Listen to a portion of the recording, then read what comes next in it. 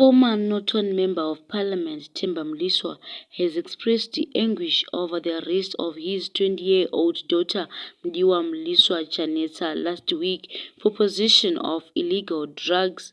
Mliswa and her alleged accomplice, 27-year-old Tawanda Chigudu, were nabbed in Avonlea, Harare on 22 February 2024 after they were found in possession of drug worth Zimbabwean $195,000.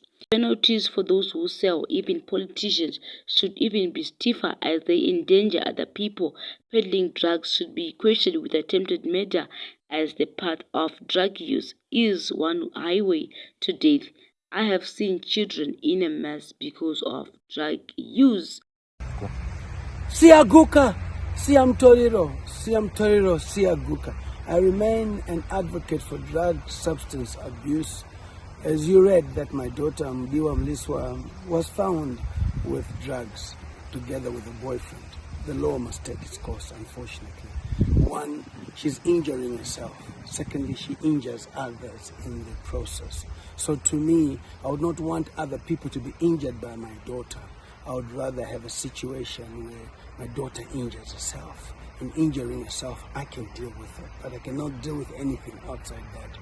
She's over 18 years old. She's independent. She's free to do whatever she wants and so forth. But in being free to do what you want, and this is a message to all the children, it doesn't mean you must indulge in drugs. It doesn't mean you must do the wrong things. You have to lead a clean life for you to enjoy the life that God has given you. The law must take its course, and the law taking its course, I'll support any decision that has happened. I wish that there could be a law passed that whoever seen doing drugs, they're incarcerated for a good 3 months minimum, and the rehab can start while they're in prison. Siaguka, Siamtoriro, Siaguka. Thank you.